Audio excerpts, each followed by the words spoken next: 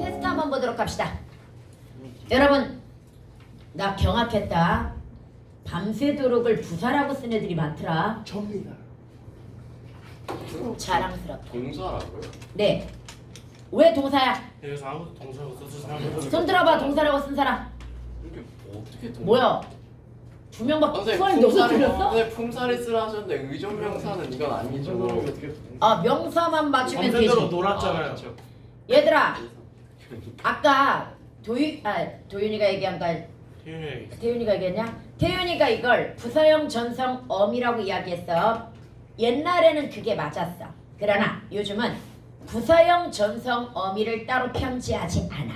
위치에 따라서 앞에 오면 연결어미고 뒤에 오면 부사형 전성 어미야. 그런데 봐봐, 이게 어미라고 하는 점을 감안해보자. 이게 아니라고. 너도 틀렸다는 건 경악스러운 거야. 얘들아, 얘가 어미면 그 앞에 밤새다가 뭐라는 얘기야? 용언이라는 이야기야. 얘는 기본형이 밤새다야. 그런데 밤샌다가 되잖아. 그럼 뭐야? 동사인 거지. 그렇죠. 근데 도록이 붙었잖아요. 실수요. 맞잖아. 외쳐볼까요? 놀다 접사는 성형빨. 도윤이랑 얘기 안 해. 그 다음에 야 다시 접사는 성형빨, 어미는 화장빨이라고 내가 얘기했지. 맞아요. 접사는 본판, 품사를 바꾸지만 어미는 품사를 바꾼다 못 바꾼다? 못 바꿔. 어미는 화장빨이야. 지우고 본판을 판단해야 되는 거야. 기본형으로 판단해야 되는 거야. 아니 어떻게 이걸 틀릴 수가? 상현이 너도 틀렸어? 네. 문법이 약하구나. 얘가 아까 저한테 막 틀리다는. 여러분 그 다음에 두 번째 여기서 하나 더 짚자. 밤새도록이 밤새다이면 어미가 지금 뭐야? 도록이야. 와, 난 이것도 어제 경악했어. 아니, 그러니까 작년에 나한테 문법을 안 들었던 학생들은 이런 거 되게 약한 것 같아. 다자리에 올 수 있는 다자리에는 어미가 와 반드시. 그리고 다자리에 올 수 있는 어미는 몇 개밖에 없어? 하나밖에 없는 거야. 얘가 기본형이 밤새다니까 그러면 도록은 자동으로 뭐가 돼? 어미가 된단 말이야. 갈지연정. 뭐가 어미야? 리을지. 그렇지. 가다니까 가라는 어간을 빼면 리을지연정이 어미가 되면서 이 어미는 하나밖에 없는 거야. 다자리에 올 수 있는 어미는 몇 개밖에 없다? 하나. 조사는 여러 개가 붙였을 수 있지만 다자리에 올 수 있는 어미는 하나밖에 없으니까 아무리 복잡하더라도 이거 뭘로 간주해야 돼? 하나의 어미로 간주해야 되는 거야. 그래서 오늘 1학년들이 배웠던 것 중에 뭐가 있냐면요. 한글 맞춤법에서 리을로 시작하는 어미 뒤에 된소리 되는 거 배우면서 얘네 다 어미야. 하나씩이 어미야. 뭔 말인지 이해가? 그럼 다시 한번 기억하자. 다자리에 용언에 다자리에 오는 게 무조건 뭐다? 어미. 정확하게는 어말어미이지만 어차피 선어말어미 몇 개 빼고 5개 빼고 다 어말어미니까 그냥 경제적으로 어미라고 부르는 거야. 다자리에 올 수 있는 어미는 하나밖에 없습니다. 아무리 길고 복잡하고 어렵더라도 하나의 어미인 거야. 뭔 말인지 알겠지? 그 다음 두 번째 줄. 그래 명사라고만 쓰면 맞습니다. 그런데 얘가 명사인 거 어떻게 판단했어? 맞은 사람 손. 어떻게 판단했어? 일단 두가 앞에 수관형. 수사이거나 수관형사일 텐데 띄어쓰게 되면 뭐다? 수관형사. 그럼 관형사 관형어니까 뒤에 반드시 뭐가 와야 돼? 체연이 와야 되는 거야. 여기는 사실 뒤에 조사가 붙었다면 조사로 판단할 수도 있는데 조사가 생략되었어. 만약에 조사 집어넣으면 뭐 집어넣어야 돼? 두 줄 을. 목적격 조사야. 그럼 격조사 앞에도 99% 뭐가 와야 돼? 체연이 와야 됩니다. 99%야. 1%는 명사절이야. 오 기억하네. 1%는 명사절이고 99% 뭐가 와야 된다? 체연이 와야 되기 때문에 줄은 체연이 될 수밖에 없는 거야. 그럼 체연 중에서 명사인 이유는? 명대수 중. 그래 대명사도 아니고 수사도 아니니까 대신 쓰는 말도 아니고 숫자도 아니면 무조건 뭐라고 판단해야 돼? 명사라고 판단해야 돼. 그러면 선생님이 지금 수업하는데 원래 1학년 때 들었던 학생도 있고 듣지 않았던 학생도 있을 텐데요. 문법에서 관건은 뭔지 알아? 정의가 아니야. 정의로 맞출 수 있는 게 별로 없어. 문법은 정의로 맞추는 게 아니라 위치, 띄어쓰기, 호응으로 보는 거야. 정확한 문법적 판단은 뭘로 하는 거다? 위치, 띄어쓰기, 호응. 그럼 결론 문맥에서 찾을 수밖에 없다는 얘기야. 그래서 그 구별하는 기준을 정확하게 알아야 되는 거야. 그 다음 그 뒤에 못하지만 동사 맞은 사람, 형용사라고 쓴 사람. 얘는 형용사일 수도 있고 동사일 수도 있어. 이런 걸 뭐라고 그래? 품사 통용이라고 하는 거야. 그런데 만약에 이렇게 나왔다고 쳐봐. 예쁘지 못하지만 거는 품사 통용이 아니다. 얘는 다른 단어야. 여하튼 예쁘지 못하지만이라고 나왔다면 이 못하다는 품사가 뭐야? 형용사야. 왜? 얘는 보조용언이거든요. 보조용언은 본용언을 따라갑니다. 품사를. 그러나 여기는 노래는 못한다가 되니까 뭐에 해당이 돼? 동사에 해당이 되고요. 그 다음 새로운의 품사. 상현이 예. 새로운의 품사 뭐라고 썼어? 네가 쓴 걸 읽으라고. 형용사예요. 형용사. 그럼 문제 하나 더 있어. 베이스. 형태수 분석해봐. 새로. 와. 이은. 와, 어제보다 낫네. 어제 아주 경악스러운 대답이 나왔어. 세로와 운. 와우. 아, 굉장히 직관적이죠. 세로와 운이라고 대답을 한 학생이 있습니다. 가 이름이 뭐였더라? 공개 처형하시면 안 돼요. 공개 처형하면 안 돼? 새롭과 지금 뭐라고 대답했어? 니은. 니은이라고 그랬어? 운이라고 그랬어? 니은이라는. 니은이라고 그랬어? 틀렸어. 왜 틀린지 아는 사람? 그렇지.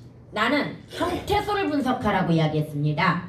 그러면 새롭다가 일단 기본형이야. 그런데 새롭다라는 용언에 너희들이 착각하는 게 있어.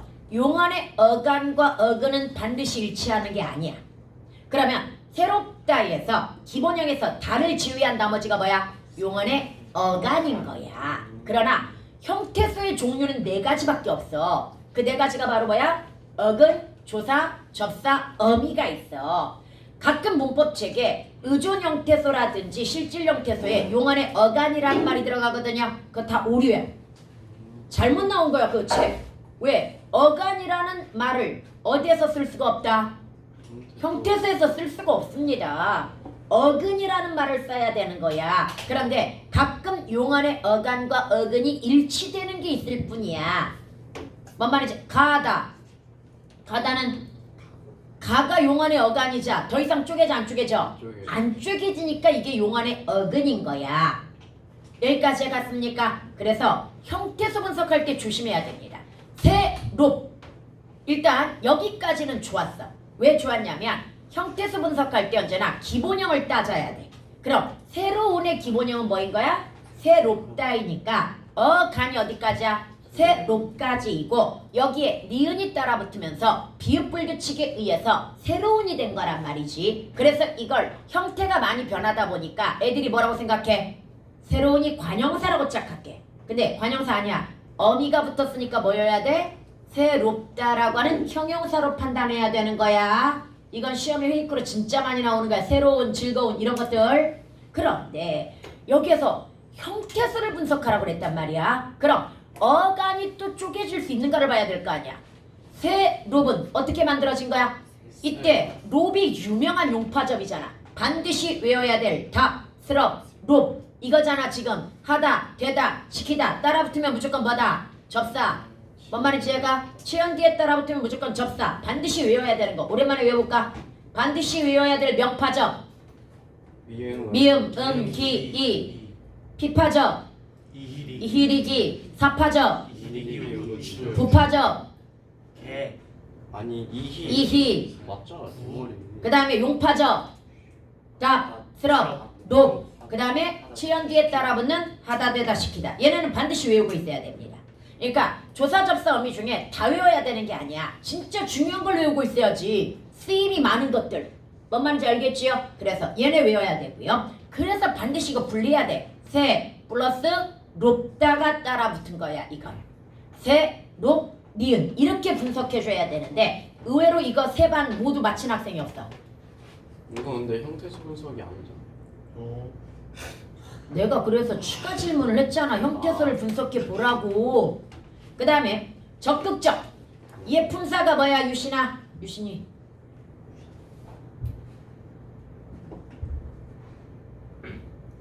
아이 유신이 어디 갔어? 예?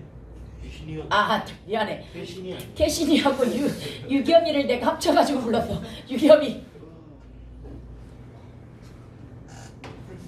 적극적의 품사. 외명사인데 적극적 이구라고 하죠. 뭐라고? 이구라고. 그렇지. 이고가 뭔데? 뭐랑 뭐를 연결하는. 오. 대등적. 어조. 캐신아 한 대 좀 때려줘. 야 너 작년에 이거 들었잖아. 죄송합니다. 봐봐. 적극적을 네가 명사라고 대답했단 말이야. 그럼 이고라고 하는 것은 결국은 조사라는 뜻일 거란 말이야. 그럼 이때 왜 이게 조사라고 한다면 적극적 이다지. 서술격 조사 어간 이에다가 뭐가 결합된 거야 어미? 고가 결합된 거야. 지금 제 설명은 뭐였냐면 대등적으로 연결하는 이렇게 이야기했으면 대등접속 조사이거나 대등적 연결 어미라는 뜻이야. 네 설명은. 근데 아니야. 이건 서술격 조사에다가 대등적 연결 어미인 고가 들어간 거야. 오케이? 그럼 여기에서 문제점은 뭐였을까? 선생님이 지금 이걸 질문한 이유는 모든 문법을 정확하게 판단하기 위해서는 여러분 우리 국어는 교차어, 첨가어입니다. 무슨 말이야? 기본 단어 틀은 유지한 채 여기에 조사, 접사, 어미가 결합되어 가지고 문법적 기능이 결정되는 애들이야. 그래서 조사, 접사, 어미를 형식 형태소라고도 하지만 뭐라고도 이야기한다? 문법적 요소라고도 이야기하는 거야. 그럼 우리 국어의 문법을 제대로 정확하게 이해하기 위해서는 뭘 잘 알아야 된다는 얘기야? 조사, 접사, 어미를 정확하게 구분해낼 수 있어야 된다는 얘기야. 여러분 학교 시그니처 문제가 조사, 접사, 어미, 어근을 구분하는 형태소 분석 문제가 시그니처거든요. 그것도 역시 정확하게 분석이 가능해야 되는데 여러분 학교 이거 의외로 약해. 왜 약해? 가르쳐만 주고 연습을 안 시키니까. 그래서 0% 나온 문제도 있잖아. 형태소 분석 문제가요 0%가 나왔습니다. 주관식이. 서술에 0% 나온 문제 있다. 나중에 그거 가르쳐줄게. 그래서 여러분은 다음 주라고 해봤자 내일이구나. 내일은 내가 바쁘니까 모레부터 저기 할 거야. 모레부터 문자 학습으로 형태소 분석 하나씩 맨날 하는 거 있잖아. 이 문장 가지고 형태소 분석하는 문제를 하나씩 매일 올려줄 거야. 그걸 열심히 읽어서 형태소 분석에 익숙해지면 나머지 문법 공부가 부담이 반절 이하로 줄어. 뭔 말인지 다시 조사, 접사, 어미가 되어 있어야 뭐가 줄어든다? 나머지를 공부할 때 편하게 그냥 하고 이해하고 넘어가는 거야. 우리 독서에서 이미 배경 지식 알고 있으면 뭐야? 하고 그냥 넘어가듯이. 그런데 만약에 조사, 접사, 어미를 제대로 구분 못하면 그냥 곳곳이 지뢰밭이야. 아무리 공부를 해도 결국 예문만 바뀌면 뭐야? 뭔 말인지 이해 하나도 못해. 뭔 말인지 알겠지? 그 다음 여러분들 이 적은 사실은 굉장히 여러 품사를 만들 수 있는 거 알죠? 위치가 어디에 오느냐에 따라서 예를 들어 치안 앞에 오면 관형사, 용안 앞에 오면 부사, 그 다음 조사 앞에 오면 명사, 이런 식으로 다양하게 나누어집니다. 오케이? 그 다음 매운 멸치 김밥에 놀다가 형태소 분석을 한번 해보라고 이야기했는데 여러분 놀다가를 이거 1학년한테 시켰을 때 놀 플러스 다 플러스 가라고 했거든요. 안 돼. 왜 놀다와 놀다에서 다가로 나눠져? 그렇지. 다자리에 올 수 있는 어미는 몇 개밖에 없다. 하나밖에 없다고 그랬잖아. 그래서 선생님이 가장 많이 즐겨 사용하는 예문 중에 하나가 오자마자 밥을 먹었다 해서 오자마자 형태소 분석해봐. 그래 오다잖아. 그럼 나머지가 뭐인 거야? 다자리에 자마자가 들어갔으니까 이건 어미 하나인 거야. 자마자라는 어미가 쓰인 거야. 뭔 말인지 제가 비록 내가 지금 항복할지라도 이렇게 들어가서 쳐봐. 그러면 항복할지라도 정우야? 항복할지라도에서 어미가 뭐야? 기본형이 뭐야? 항복하다지. 그럼 어디까지 빼야 돼? 하까지 빼야지. 남은 게 뭐야? 리을지라도. 얘가 어미인 거야. 어미는 다시 다자리에 오는 게 어미인데 거기에 올 수 있는 어미는 하나밖에 없다는 걸 어떤 책에도 안 나와. 그게 문제인 거야. 이 심플한 걸. 어미에 대한 이해는 이게 전제되어야 되거든요. 근데 이걸 모르면 항상 어려운 거야. 뭔 말인지 가지? 마치 이건 몇 개 같아? 막 한 두세 개 결합된 것 같은 그런 느낌이 든단 말이지. 안 됩니다. 오케이. 그래서 오늘 중요한 포인트 중에 하나가 용안의 기본형의 다자리에 오는 게 뭐다? 어미. 거기에 올 수 있는 어미는 몇 개밖에 없다. 하나. 여기까지 갔습니까? 그 다음에 그래서 어미는 다 외우는 거 아니야. 내가 외우라고 하는 어미는 되게 적어. 시제서나 말어미 아더 니은는 겟. 높임서나 말어미 시. 그 다음에 관용사용 전성어미 니은는 니을던 더는. 그 다음에 원래는 명사형 전성어미 미음 키. 그 다음에 보조적 연결어미 아어게지고. 그 다음에 부사형 전성어미 개 도록 리을수록을 옛날에는 외우라고 했어. 근데 요즘은 문법이 바뀌어가지고 얘를 외울 필요가 없어. 문맥으로 판단해야 돼. 딱 거기서 끝이야. 어미는 더 이상 외울 게 없습니다. 어미는 뭘로 판단한다? 위치로 판단하는 겁니다. 그 다음에 얘가 대등적인지 종속적인지 어떻게 알아? 내용으로 판단합니다. 그건. 뭔 말인지 얘가? 그건 내용으로 판단해야지 외울 필요가 있다 없다? 없어. 왜? 어차피 하나의 어미 고 그 다음에 라고 하더라도 굉장히 다양한 기능을 갖습니다. 내용으로 판단할 수밖에 없습니다. 뭔 말인지 알겠지? 외워야 될 어미 많지 않습니다. 그 다음 착각하는 이라고 하는 거 형태소 분석을 하선이가 오래간만에 한번 해보고 7번 알았어 지울게. 아니 건너뛰시는 7번 아 7번 매운 멸치김밥. 그래 하선아 매운 멸치김밥을 나눠봐. 형태소 맵다의 근 그 다음에 니은 관형사형 전성어미 니은. 그 다음에 멸치라는 명사 어근. 그 다음에 김 밥. 그럼 얘는 몇 단어야? 매운 멸치김밥은 몇 단어야? 저런. 이걸 자신있게 대답을 못한단 말이야. 한 단어. 왜 한 단어야? 그렇지. 기본적으로 단어는 단어별로 띄었음을 원칙으로 하기 때문에 띄지 않았다면 뭐에 해당이 돼? 한 단어입니다. 그럼 또 이렇게 질문할 수 있어. 오늘 아침 1학년 시간에 나왔던 건데 1학년은 한글 맞춤법 띄어쓰기를 하고 있기 때문에 예를 들어 가지고 내가 아침에 계속 실수했어. 후천성 면역 결핍증을 이야기해야 되는데 내가 계속 선천성 면역 결핍증이라고 했어. H가 여하튼 후천성 면역 결핍증은 세 개의 단어야. 후천성 띄고 면역 띄고 결핍증이란 말이야. 그런데 얘네는 전문 용어이니까 붙임을 뭐해? 허용한단 말이지. 그래서 후천성 면역 결핍증을 붙였을 수도 있어. 그랬더니 한 학생이 질문했습니다. 뭐라고 질문했냐면 선생님이 단어별로 띄었음을 원칙으로 하니까 띄지 않았다면 한 단어라고 그랬잖아요. 그럼 후천성 면역 결핍증을 붙였으면 한 단어인가요? 이렇게 물어봤거든요. 아니요. 그거 세 단어입니다. 그럼 선생님의 판단 기준은 경우에 따라 달라지는 거잖아요. 아니요. 여러분 띄어쓰기 문제가 아닌 이상 허용으로 나오지 않습니다. 띄어쓰기가. 다시 띄어쓰기 문제가 아닌 이상 허용으로 나온다 안 나온다? 안 나온다. 무슨 얘기? 후천성 면역 결핍증은 절대 붙여가지고 안 나온다고. 반드시 뭐 해가지고 나온다고? 단어별로 띄어가지고 나오는 겁니다. 띄어쓰기 문제가 아닌 이상.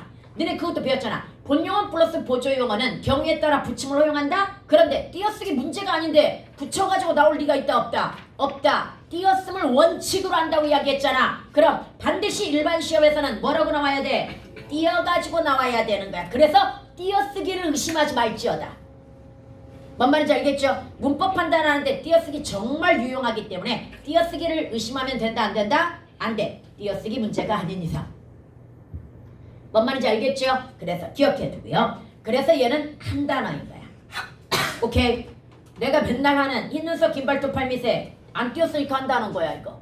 10개의 형태소로 이루어진. 그 다음 착각하는 한번 볼까요? 오래간만에 누가 판단을 레오나? 아 레오나? 레오니가 아니라 레오니. 착각하는 이라고 하는 거 형태소 분석해봐. 착각.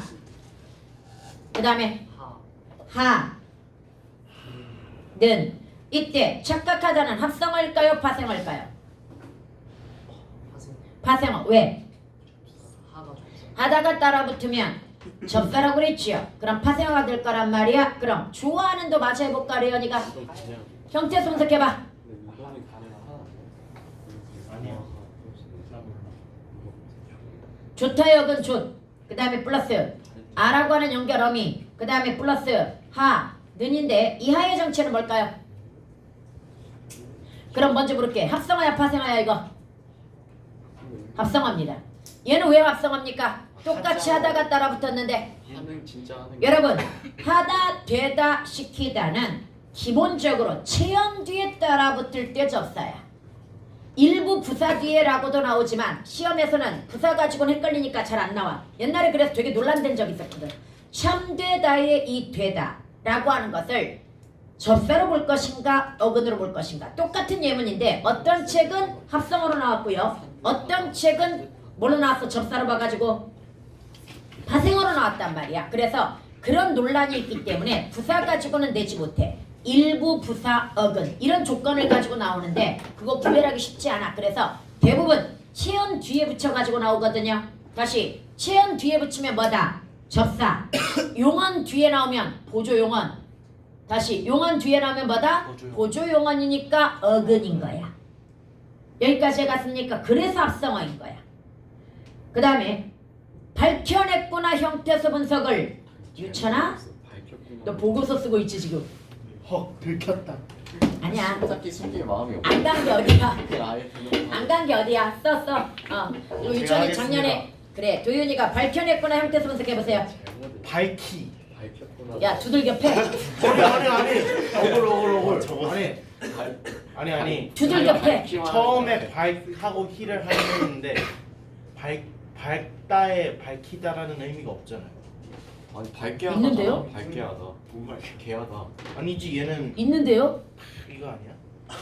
박다의 박 플러스 희 플러스 플러스 진짜예요. 네. 내다의 내 플러스 어. 어시라는 과거 시제사나 멀럼이 순나. 분화. 진짜. 이해갑니까? 밝게 여기서 잠깐 하다.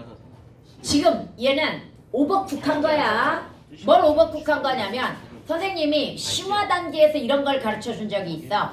접사가 결합되었다라고 하더라도 의미가 변했다고 한다면 접사를 분리한다 분리하지 않는다? 분리하지 않는다는 원칙이 있어. 그래서 소를 먹이다라는 문장을 한번 보도록 하자. 먹이다가 뭘 것 같아? 먹다 플러스 이 플러스 다일 것 같지? 근데 얘는 먹이와 다로만 분리해야 돼. 왜? 소를 먹이다가 만약에 사동접사 이가 들어간 먹이다이면 소를 먹게 하다가 돼. 말이 돼? 이 먹이다는 무슨 말이야? 소를 키운다는 얘기야. 그래서 접사가 결합되었지만 뭐가 변화되었기 때문에 의미가 변화되었기 때문에 얘는 접사를 분리한다 분리하지 않는다. 그러니까 접사 분리하지 않는 케이스가 두 가지가 있어. 첫 번째가 뭐야? 옛날에는 썼지만 오늘날에는 사용하지 않는 접사. 대표적으로 할아버지의 할. 그 다음에 또 뭐가 있어? 비웃다의 비. 그 다음에 무덤은 조심해야 돼. 관습적으로 원래 살 플러스 암은 분리 안 해. 분리를 안 하지만 무덤과 죽음은 관습적으로 분리를 하거든. 뭔 말인지 얘가 그래서 이거 너네 학교에 나온 문제야. 무덤과 죽음 분리해야 된다는 거 나왔던 문제인데 원래는 원칙적으로는 분리하면 안 되는데 얘네만 예외로 적용되는 거야. 왜? 밝다에 그런 의미가 없어요. 무슨 의미? 저렇게 사실을 밝혀내다 그런 의미가 없어요. 네이버 사전에 저렇게 사실을 밝혀내다 그 밝다의 그 의미가 그 없어요. 접사하면 다른 의미를 가진 접사하는 거. 이따가 얘기하자 그건. 알았지? 네. 여러분들 이렇게 해가지고 우리가 지금 간단하게 문법에 대해서 감각 테스트를 한번 해봤단 말이야. 다 맞은 사람 손. 하나 틀린 사람 손. 인정받지 못했어. 이 세 명이 바로 작년 1학년 때 들은 학생들이야. 문법을 그 다음에 두 개 틀린 사람 손. 역시 여기도 대부분 들은 사람이야. 그 다음에 세 개 틀린 사람 손. 여기서부터는 저것들 안 들었었지. 네 개. 야 상현이 몇 개 틀렸어? 개수를 안 써도 돼요. 빨리 세봐. 근데 이거 너무 공개적이야. 기억이 안 나. 기억이 안 나. 봐봐. 그래서 결론. 문법은 한 번 가지고 안 돼. 반복. 지금 작년 예비반 때부터 배운 애들도 있어. 예비반 때부터 1학년 때까지 배운 애들. 그리고 이게 조사접서 어미의 위력이야. 조사접서 어미가 잘 마스터되어 있다고 한다면 오랜 시간이 흘러서도 봐봐. 어제도 그랬고 오늘도 그랬고 애들이 선생님 문법 다 잊어버렸어요. 작년에 배웠던 애들도 다 잊어버렸어요. 이랬단 말이야. 그런데 특이한 현상. 다 잊어버렸다는 애들이 대답은 잘해요. 이때 왜 대답을 잘하는 줄 알아? 그냥 생각하면 하나도 기억이 안 나는데 선생님이 질문하고 짚어주지. 그러면 저 밑바닥에 가라앉아서 어딘가에 묻혀있던 애들이 퐁퐁퐁퐁 솟아 올라와. 그래서 금방 매년 가르쳐보면 그래. 1학년 때나 고1 예비 때 배웠던 애들은 처음에는 되게 어렵다고 했다가 금방 빠르게 흡수가 돼. 흡수가 되는 데 비해서 처음 배우는 애들은 여전히 어렵다고 해. 그럼 그걸 보완하는 방법 동영상 한 번 더 보세요. 그게 반복의 힘이니까 동영상을 한 번 더 봐야 지금 1학년 때부터 들었던 학생들의 수준까지 빠르게 올라올 수 있는 거야. 뭔 말인지 알겠지? 도현이 뭐하노? 왜요? 너도 보고서 쓰는 거야? 아니요. 네가 보고서를 썼다면 더 뻔뻔한 거 아니야? 왜요? 아니 유찬이는 그래도 예의상 저 맨 뒤에 가서 쓰는데 넌 맨 앞에서. 사각지대. 잘안 보이지 않죠? 잘 보여. 네. 그러면 이제 이런 의문, 마지막으로 이런 의문을 갖게 될 거야. 저렇게 깊이 있게 공부할 필요가 있나? 1학년 때 보니까 그냥 대충 공부해도 맞을 수 있던데 라고 생각할 거야. 여러분 오산입니다. 1학기 때는 1학년 때는 문법이 아주 부수적인 과목. 너네는 특히 4-5문제밖에 안 나왔거든요. 맞습니다. 2학년은요 문법이요 올해는 살짝 바뀔 수 있을 것도 같아. 왜? 교과 과정이 바뀌었으니까. 그래서 난이도가 조금 떨어지지 않을까라고 생각을 하지만 여러분들 이거 한번 봐봐. 이거 2학년들 문제야. 일단 얘는 고전 문법이네. 살벌하죠. 뭐야 고전이 왜 이렇게 많아? 고전이 많은 게 아니라 문법 자체가 20문제야. 네? 문법이 70%, 독서가 30%야. 2학기 때. 그래. 이 비중이 살짝 바뀔 수도 있긴 해. 왜냐면 나는 사실 바뀌어야 된다고 생각해. 언어와 매체를 선택했을 때는 그만큼 문법이 어려웠으니까 이쪽을 강화시킬 수밖에 없지만 그때는 선택에서 언어와 매체 선택하는 애들은 대부분 굉장히 공부를 잘하는 애들이야. 그래서 변별력을 주기 위해서 계속 난이도가 높아졌거든. 그런데 이제 공통으로 바뀌었잖아. 공통으로 바뀌었기 때문에 난이도가 이렇게 높게 들어갈 필요가 없다라고 저는 생각합니다. 그래서 여러분 학교에서 내는 문제 수준의 난이도는 너무 높아. 난이도를 좀 낮춰야 되는데요. 참고로 작년 2학년 2학기 1등급 컷은 60점 되었습니다. 두 번 다. 그것도 4% 1컷. 재작년이 76인가 됐습니다. 이거 진짜 잘. 그 전년도가 80.3이었습니다. 그 전년도가 기말고사 말고 중간고사 기준으로 이야기해. 기말고사는 합산이다 보니 잘 발표를 안 해. 발표를 안 하고요. 그 다음에 그 전에가 74였었어. 나는 솔직히 74 나올 때 경악했거든. 어떻게 1컷을 74를 줄 수 있어? 와, 근데 계속 경신하더라. 찍히잖아 진짜로. 1컷을. 그 정도로 문법을 뭐 한다는 얘기야? 되게 까다롭게 준다는 이야기야. 뭔 말인지 이해가? 그래서 이 정도까지는 사실 너무한 거라고 난 봐. 근데 봐봐. 야, 품사통용도 전부 뭘로 줘버려? 가장 어려운 용언으로 줘버려. 용언 품사통용이 제일 어렵거든. 그 다음에 심지어 주관식 품사 얘네 다 쓰라고 나와. 안 보여. 진짜 나빴다. 어이씨, 야, 반응. 망했어. 이 반응 속도. 진짜 망했어. 야, 이 반응 속도 이거 뭐야? 망했어. 이제 다 끝났어.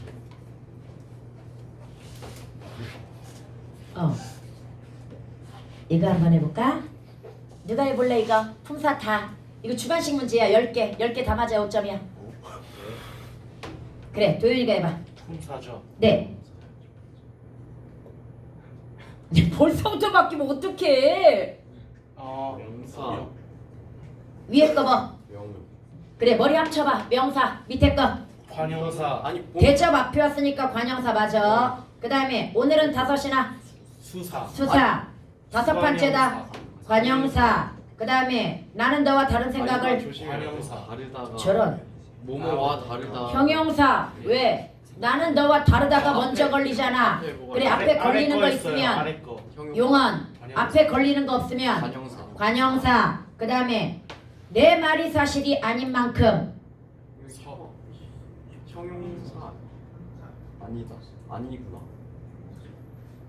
뭐지 이거? 형용사 맞습니다. 네 사실이 아니다 이거니까 형용사야. 그 다음 거 감탄사? 아니요. 부사. 감탄사면 쉼표가 나왔겠죠. 부사. 아 부사예요. 부사. 왜 부사야? 아니. 그냥 문장 전체 수식. 쉼표가 오 있어. 맞아.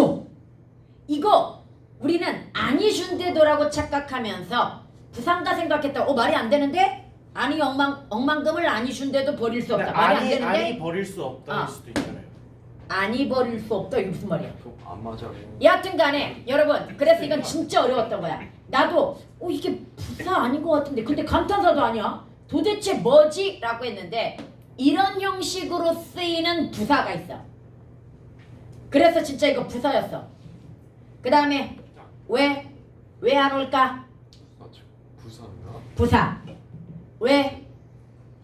이건 이건 감탄사. 선생님 이걸 어떻게 다 맞춰요? 괜찮아. 답이가 있잖아.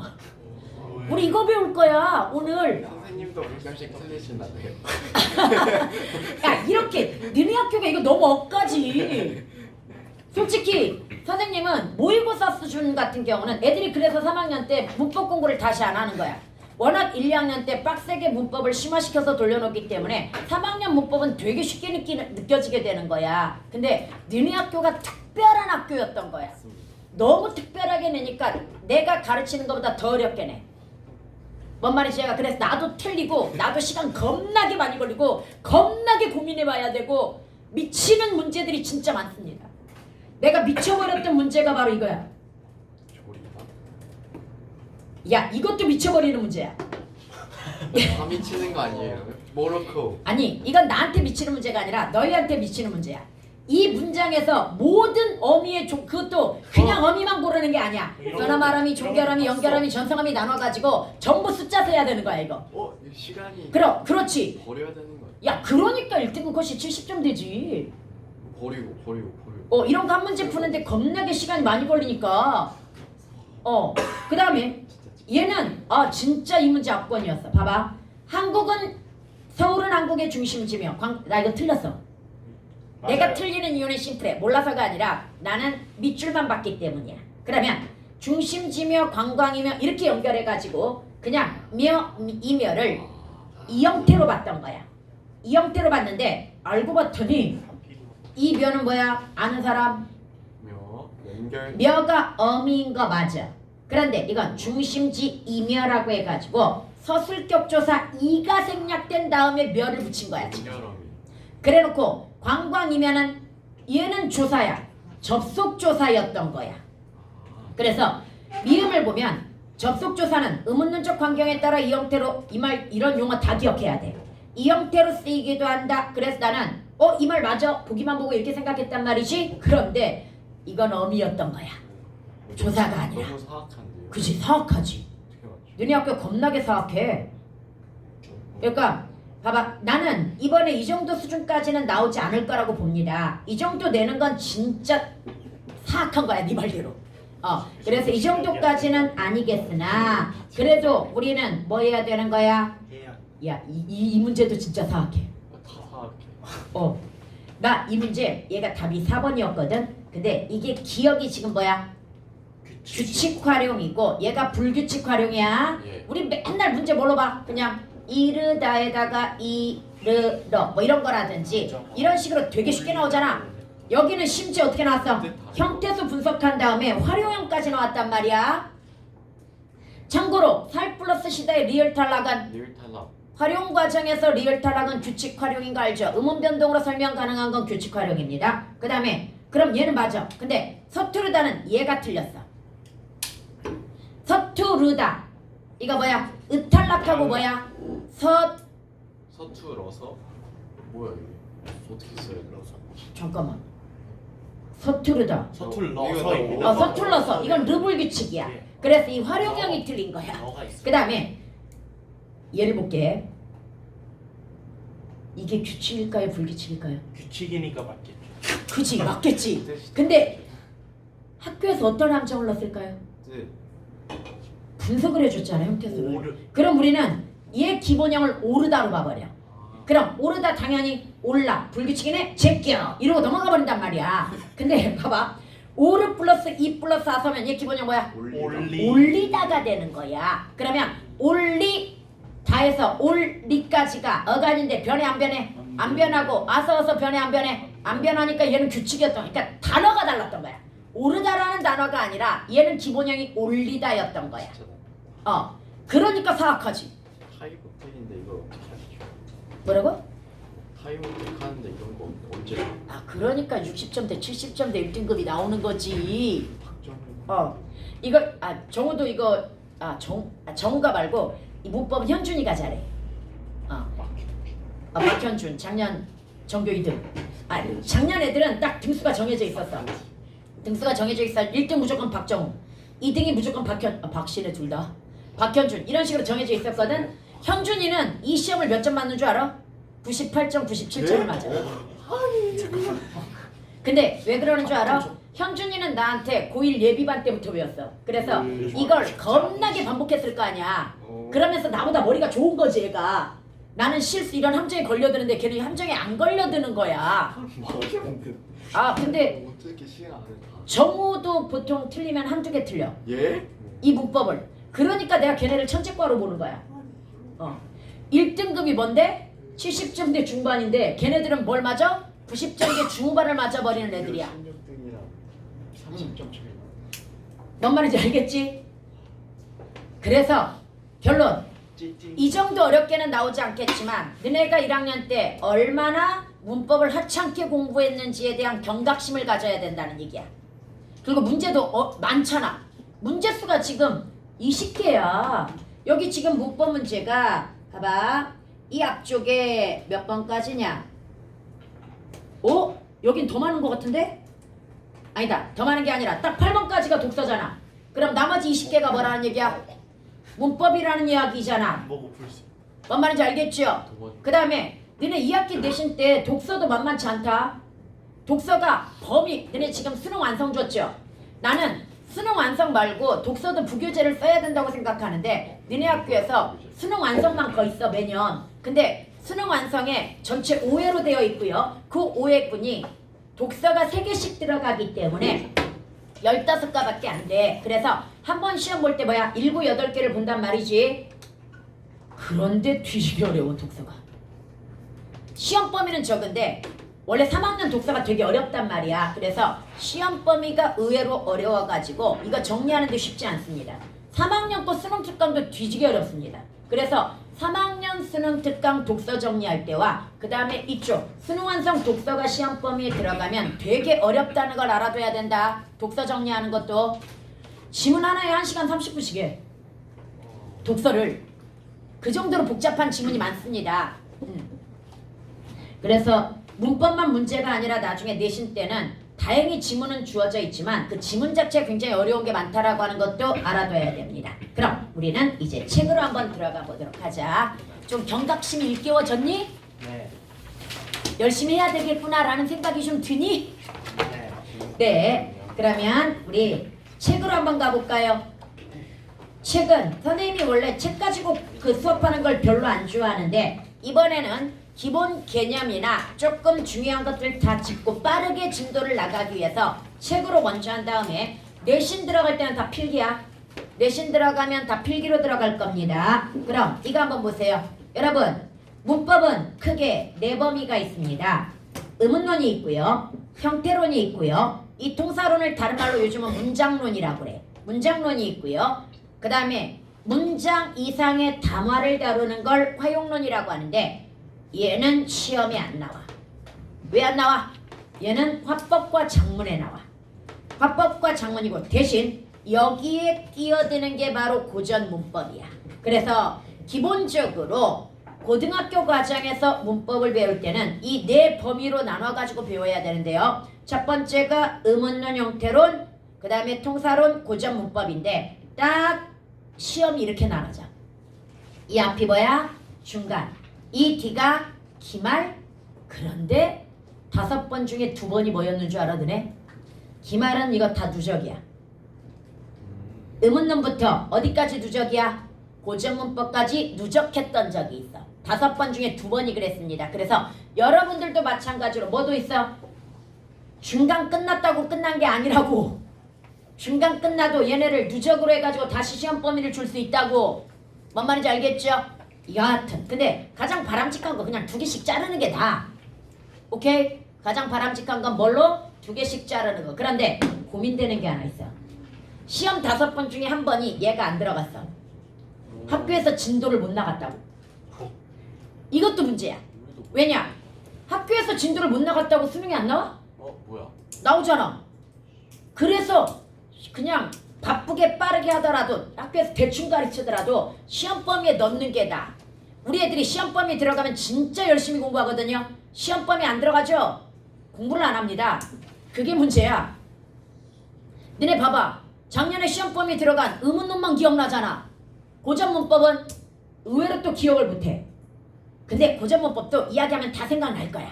쌤이 얘기하면 다 생각나겠지만 아까도 앞반에서도 의문론은 기억이 나는데 다른 건 하나도 기억이 안 난다고 그랬거든요. 그만큼 의문론은 빡세게 했다는 얘기야.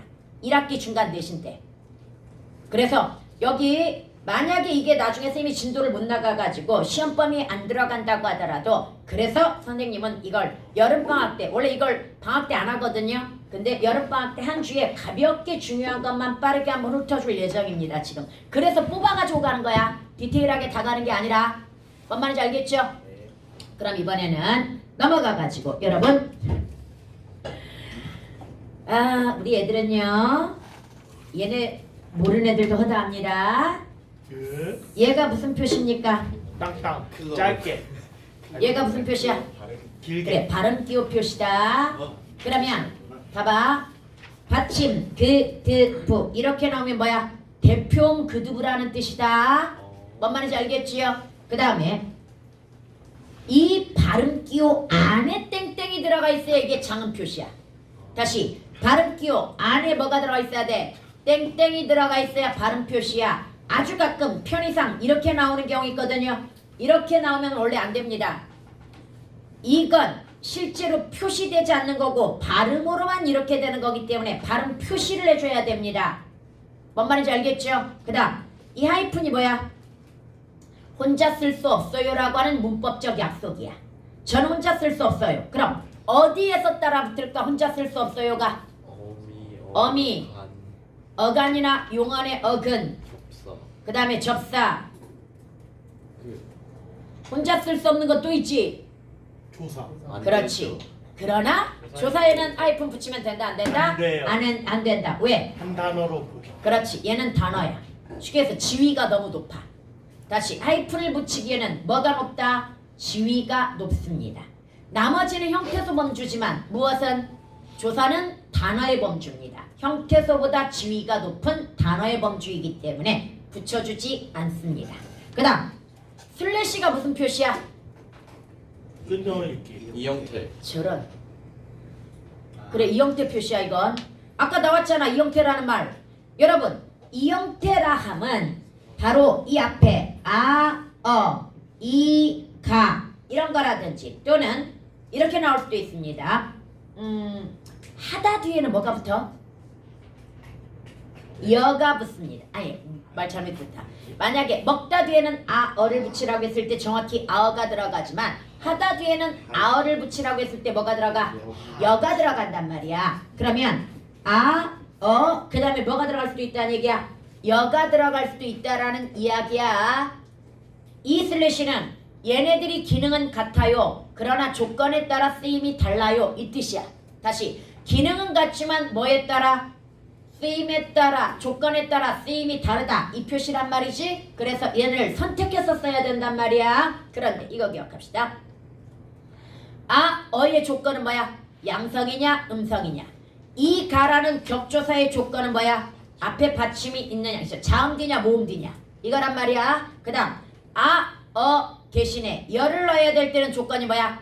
하다라는 단어 뒤에서야. 그럼 이 용어도 기억해야 돼.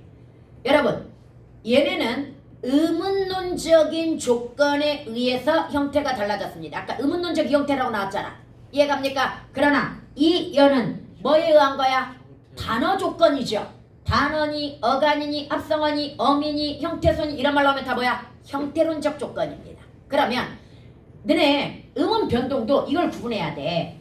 된소리 대기가 받침 그드브 뒤에서 된소리 되면 의문론적인 조건에 의한 된소리 대기가 되는 거고, 그 다음에 어간 받침 니은 미음 뒤에서 그럼 이건 뭐야? 형태론적 조건에 의한 음운 변동이 되는 거야. 이런 게 기본 베이스고 피지컬이야. 이런 데서 흔들리면 안 되는 거야. 이런 용어들을 정확하게 잡아놓고 그 다음에 디테일한 문법을 배워야 되는 거지. 이런 개념도 제대로 안 되어 있는 상태, 조사, 접사, 어미도 구분하지 못하는 상태에서 문법을 배운들 써먹을 수가 없는 거야. 뭔 말인지 이해가? 연우 왜 인성 써? 네? 왜 인성 써? 갑자기 문법 들어가니까 너무 재미가 없어 인생이? 그러면 근데 진짜 이상한 선덕 애들 있어. 문법 하니까 재밌다는데? 문법 재밌죠. 문학할 때는 정말 재미가 없었는데 문법 들어가니까 재밌다는 애들이 있어. 와, 역시 이거 이과인가? 독서보다 낫지 않아? 독서보다는 낫다고? 아니야, 독서가 더 재밌어. 야, 나 독서 실력 발휘할 기회를 주지? 네. 네, 근데 이 자식들이 독서를 거부해? 한자어 리을은 그럼 그게 되는 한자어 받침, 한자어가 뭐야? 단어. 단어잖아. 그럼 형태론적 조건에 의한 아, 음운 변동인 거지. 뭔 말인지 알겠지요? 그러니까 조건에서 무슨 말이 쓰였느냐를 봐야 돼. 그래서 이런 것들, 그 다음에 그 밑에 다만 붙임 주의라는 말이 들어가면 이거 무슨 말이야? 예외. 그래, 예외 규정이야 전부. 얘네들은 예외 규정이고요. 허용이라는 말이 들어가면 뭐야? 그냥 허위. 복수 인정이라는 얘기인데요. 이 복수도 이제 조심해야 돼. 와, 문제 풀다 보니까 이거 나오더라. 허용이 있다면 반드시 원칙이 있다. 다시 허용이 있다면 반드시 뭐가 있다? 원칙이 있을 거고 이 두 개를 동시에 뭐 한다는 얘기야? 인정해 준다는 얘기야. 와, 이번 1학년 내신 말고 그냥 문제 푸는데 그 문제에서 이거 바꿔놨더라. 허용을 원칙처럼 이야기하고 그 다음에 원칙을 마치 뭐처럼? 허용처럼 이야기하는 식으로 설명해가지고 틀린 게 한 번 있었어. 그래서 다시 한번 원칙이 뭐고 허용이 뭔지 구분해가지고 접근해야 돼. 예를 들어가지고 본용어과 보조용어는 띄었음을 뭐야? 원칙으로 하되 이거잖아. 그럼 걔가 원칙인 거야. 경우에 따라 붙임을 허용한다. 그럼 경우에 따라 붙임을 허용하는 건 뭐인 거야? 예외인 거야. 뭔 말인지 알겠지? 그래서 이걸 구분해가지고 접근을 해줘야 되는 겁니다. 원칙과 허용을. 오케이? 그 다음에 이거 무슨 표시야? 문장 앞에 나왔을 때 이거 따로 그래, 따로 비읍. 설명. 이렇게 뭘 따로 설명이야? 쓰는 거야. 이렇게 쓰면 된다 안 된다? 안 된다는 표시야. 저 앞에 이런 문장은 존재하지 않는다야. 어떤 애가 내가 이거 정리하게 된 계기가 두 가지 이유가 있어. 어떤 애가 나보러 선생님 여기 써있네. 나 자기 표준화에 얘들아 이렇게 써야 돼 그랬더니 갑자기 어떤 애가 선생님 사전에 이렇게 나오는데요 하고 문자를 보낸 거야. 사전에 이게 맞다고 나와요 이렇게 보낸 거야. 그래서 그럴 리가 없어 이랬단 말이야. 그리고 그래서 그 사전을 사진 찍어 보내라. 그래서 이게 있었어. 이게 무슨 표시야?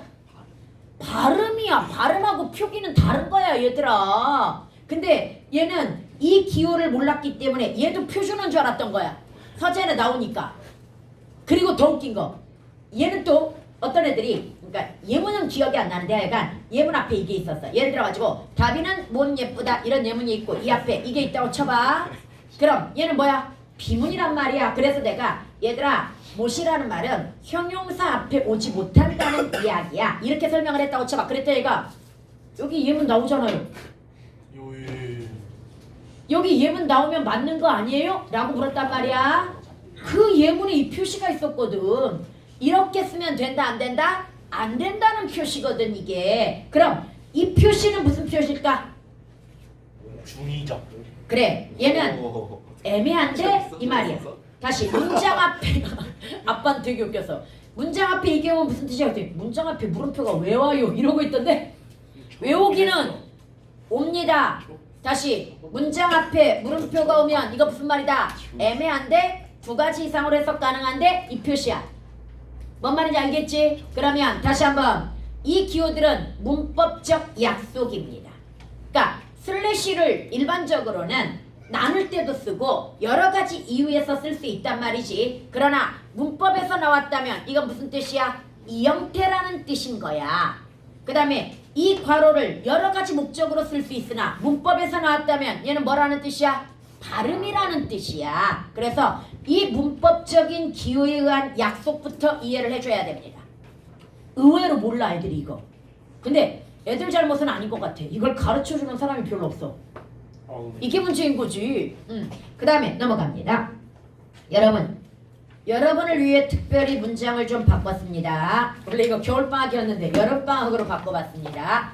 여러분 이거 문장 몇 개일까요? 예? 하나요. 하나입니다. 왜 하나야? 마침 그래, 마침표나 물음표가 나와야 문장이 끝납니다. 근데 애들은 항상 이렇게 얘기해. 원래 두 개가 결합된 거 아니에요? 그래, 원래 두 개지만 결국 하나야.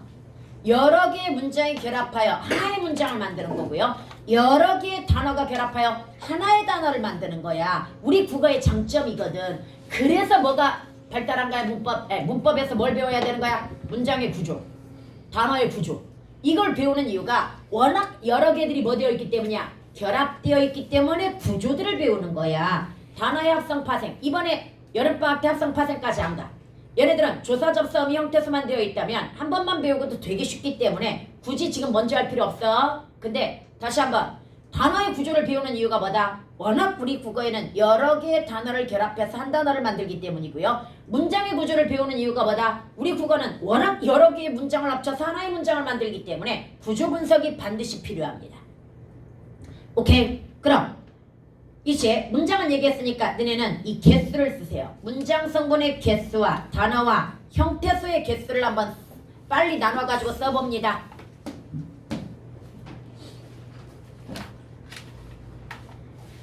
영진이 졸립나?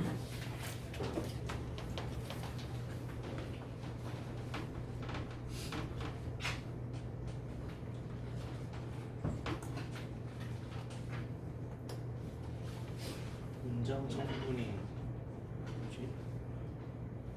나 어절 개수라고 안 했다. 문장 성분 개수라고 그랬다.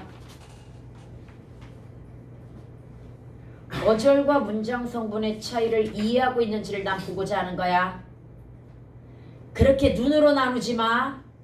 유겸이 손으로 나눠. 눈으로 나누거나 슬래시로 나누면 반드시 실수가 있거든요. 문장 성분이 뭐예요? 주어 목적어. 주어 목적어 서술어 이런 것들 나누라는 얘기야.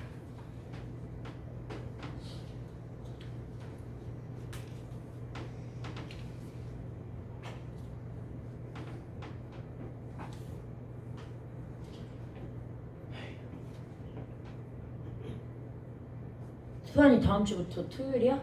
네. 상윤이도 토요일이야? 네. 너네 가면 안 되는데? 제가 토요일날 마지막 시간에 선생님이 힘을 낼 수 있는 이유가 얘네들 때문이거든? 반짝반짝 열심히 듣는. 저는요. 조졌네요. 어? 저는요. 태윤이 너는 이상한 소리만 안 하면 돼. 그러니까 항상 내가 얘기했잖아. 수업은 기브 앤 테이크라고.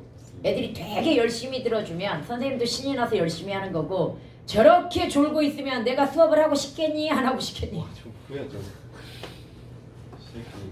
우연아 피곤해? 아니 안 피곤하면 어떻게 줘?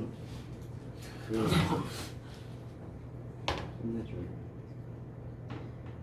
영도 문장 성분 개수가 몇 개인 것 같아? 4개인.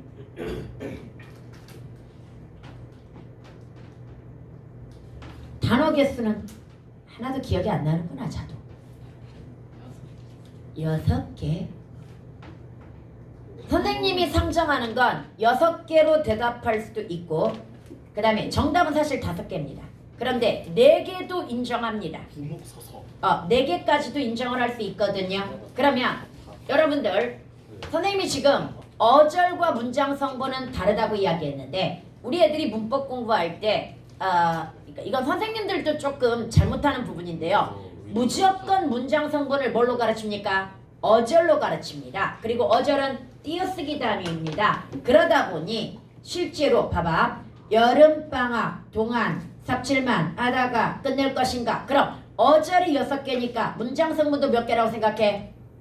6개라고 생각하고 진짜 이렇게 가르쳐.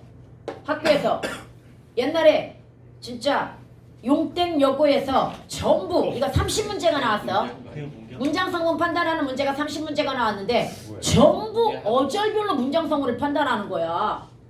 야 그러면 문장의 구조를 전혀 파악도 못하고요. 문장 성분을 이해할 수가 없습니다. 그러면 문장 성분을 판단할 때는 띄어쓰기인 어절 단위를 기본으로 해가지고 뭐가 필요합니까? 2어절 이상을 한 문장 성분으로 간주해야 되는 경우가 있습니다. 그걸 군화절이라고 이야기합니다. 뭔 말인지 얘가 그럼 여기에서 반드시 구로 처리해야 될 거 여기 의존명사 있죠? 그 다음에 이다가 붙었죠? 서술격조사. 그럼 얘가 서술어인 건 알겠어? 그러나 의존명사는 단독으로 문장 성분을 만들지 못합니다. 의존명사 구가 필요합니다. 그럼 의존명사니까 앞에 뭐가 있어야 돼? 관형어가 있어야 됩니다. 그래서 얘네 합쳐가지고 뭐야? 하나야. 본용어 플러스 보조용어이 하나이듯이. 뭔 말인지 얘가 본용어 플러스 보조용어이 하나이듯이. 그럼 얘가 서술어인 거야. 그럼 하다가는 뭐야 문장 성분이? 얘도 서술어야. 왜 서술어야 얘는? 그렇지. 용어는 문장 내에서 반드시 기본적으로 서술성을 갖습니다. 그래서 얘도 서술어야. 이거 부사어라고 생각하는 애들 있더라. 용언이 어떻게 부사형 전성 어미 같은 부사어가 될 수는 있는데요. 그건 문장의 구조가 되게 복잡해지는 거야. 절구조로 들어가야 되는 거고 얘는 연결이 되는 거야 지금. 하다가 그 다음에 여름방학의 문장 성분이 뭐야? 여름방학의 문장 성분 관영. 와. 관영어. 왜 관용어야? 동안을. 여러분 동안의 의존명사. 원래는 문장 성분을 판단하게 하기 위해서 치연 뒤에 원래 조사가 붙어야 돼. 근데 조사는 바람둥이야. 생략되는 경우가 진짜 많고요. 그 다음에 대리를 세우는 경우가 많아. 즉 보조사를 쓰거나 생략되는 경우가 많은데 우리는 문장 성분 판단할 때는 무조건 뭘로 바꾼다? 격조사로 바꾸거나 격조사를 넣어서 호응이 돼야 됩니다. 그럼 이거 봐봐. 여름방학의 동안인 거야. 뭔 말인지 제가 다시 이거 뭐다? 여름방학의 동안이 되는 거야. 그래서 얘는 치연 단독 관영어. 관영어야. 그 다음 동안의 문장 성분은 뭘까? 부사. 왜 부사어야? 부사가 아니라 부사어. 예. 왜? 여름방학 동안 애가 되는 거야 얘는. 이해갑니까? 애라는 부사격조사 생략되어 있죠? 네. 그럼 얘는 부사가 되는 거야. 그 다음에 삽질 많은 문장 성분이 뭐야? 목적. 그렇지. 얘는 은는 도만 조차까지 밖에 붙어요가 보조사지. 그럼 보조사 격조사로 바꿔봐야지. 삽질을 하다가 이거잖아. 그럼 얘는 뭐인 거야? 목적어인 거야. 그래서 관용어, 부사어, 목적어, 서술어, 서술어. 이러니까 이건 뭐야? 이어진 문장인 거야. 그럼 어떻게 이어졌어? 앞뒤 못 바꾸지? 네. 종속적으로 이어진 문장인 거고. 결론. 얘는 무슨 어미야? 종속. 그래, 종속적 연결음이야. 왜? 종속적으로 이어진 문장이라고 이야기했으니까. 얘가 무슨 어미다를 가지고 판단하는 게 아니야. 얘가 무슨 문장인가를 가지고 판단한 다음에 얘 이름이 결정되는 거야. 너네 봐봐. 조차. 나는 조사가 있어. 그런데 얘 어떻게 만들어지냐면 조다에다가 뭐가 결합돼? 아가 결합되어 가지고 만들어진 거란 말이야. 그럼 얘 이름은 뭐야? 그래, 접사는 접사인데 무슨 접사냐고? 조사. 그렇지. 얘조차가 조사였기 때문에 얘는 조다에다가 아가 붙어가지고 뭐가 만들어졌어? 조사가 만들어졌으니 조사 파생 접사. 얘 이름이 조파접이야. 그래서 조사 파생 접사요? 네, 했잖아. 맞아. 나 왜? 너네 작년 1학기에 내신에 나온 겁니다. 맛 플러스 우가 뭐가 됐어? 마주. 마주 어디에 썼어? 마주보다 부사죠. 얘 무슨 접사? 아, 조파접이야. 최종적으로 본 다음에 결정하는 거야.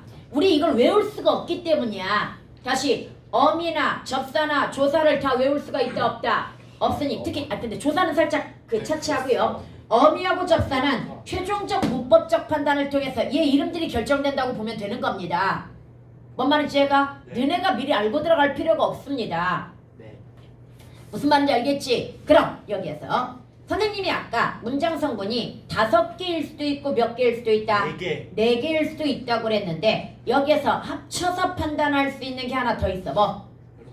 그렇지. 여름방학 동안은 구라고 하는 것은 수식 플러스 피수식을 또 결합시켜서 하나로 처리할 수 있는 경우가 있습니다. 물론 중간에 격조사가 들어가 있다면 격조사를 뭐 해야 돼? 대우해줘야 되니까 합칠 수 없습니다. 근데 여기는 지금 격조사가 있어 없어? 없으니까 그냥 하나로 처리해도 되고요. 여러분 학교는 이걸 좋아합니다. 두 어절 이상을 결합해가지고 하나의 문장 성분으로 처리하는 분화, 절 개념을 좋아합니다.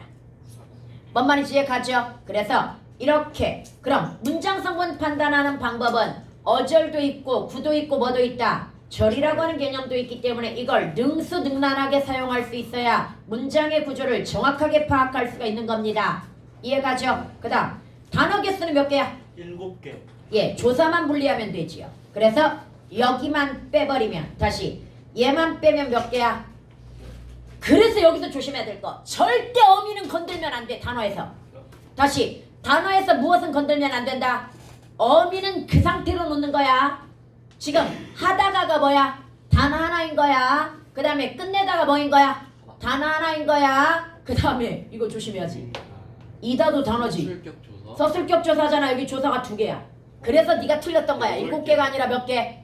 8개였던 거야. 단어는. 그래서 내가 항상 주의하라고 하는 게 서술격 조사 이다를 조심하라고 하는 거야. 아까는 쌤이 틀렸던 이유가 뭐야? 내가 맨날 애들한테 조심하라고 했지만 학교에서 생략으로 들어갈 줄 내가 어떻게 알았겠어? 숫자를 잘못했어. 야 솔직히 예의상 생략 주면 안 되는 거 아니야? 아니 최소한 서술격 조사예요 라는 티는 내야 될 거 아니야? 여하튼 간에 그래서 이렇게 나눠. 그럼 8개야. 단어는 여기까지 해갔습니까? 그럼 이제 형태수 분석해 볼까요? 네. 형태수 분석을 하라고 하니까 애들이 앞에서부터 어떻게 분석하냐면 슬래시로 분석하거든요.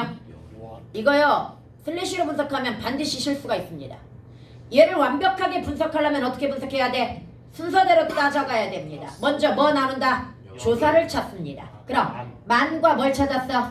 이를 찾았습니다. 그 다음에 어미를 찾습니다. 어미 찾으려면 용언을 먼저 찾아야 되거든요. 하다가가 나오고요. 끝내다의 리을이 나오고요. 그 다음에 이다의 리은가가 나옵니다. 그러면 어미를 찾아냈죠. 그 다음이 바로 뭐야? 어근과 접사 구분하는 건데요. 이때 이제 슬래시를 사용합니다.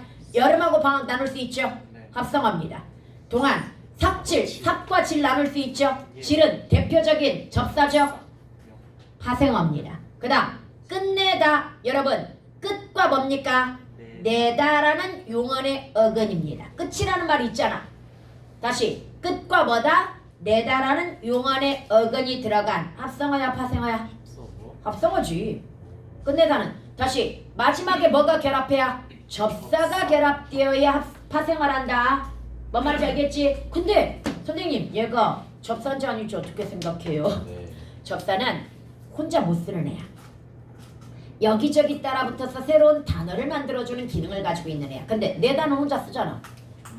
보조 용어로도 되게 많이 쓰고요. 그 다음에 그냥 단독으로도 쓸 수 있는 애란 말이야 지금.